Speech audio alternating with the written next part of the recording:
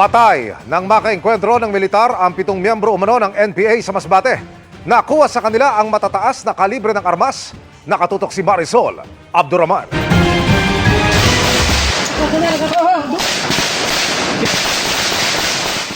Umalingaw-ngaw ang barilan sa Barangay San Mateo sa Uson, Masbate matapos makaengkwentro ng 2nd Infantry Battalion ang ilang miyembro ng mga umuning miyembro ng UP People's Army o NPA.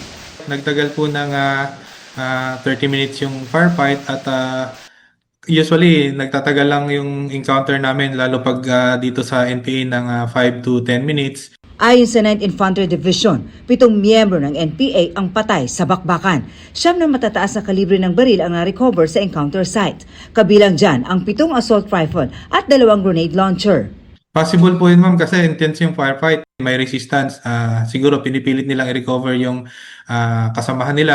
Sabi ng 9th ID, ang mga napatay sa engkwentro ay kabilang sa 15 tinutugis nila matapos ang isang engkwentro noong nakaraang linggo.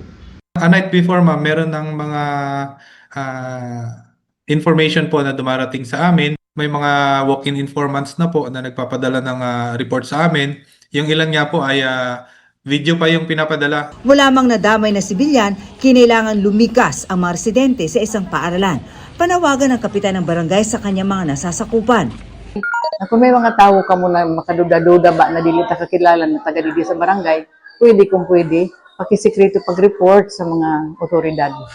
Walang naiulat na nasaktan o napatay sa puwersa ng gobyerno na hanggang ngayon ay patuloy ang pagtugis sa natitirang miyembro ng grupo na nakatakas ng kasagsagan ng bakbakan.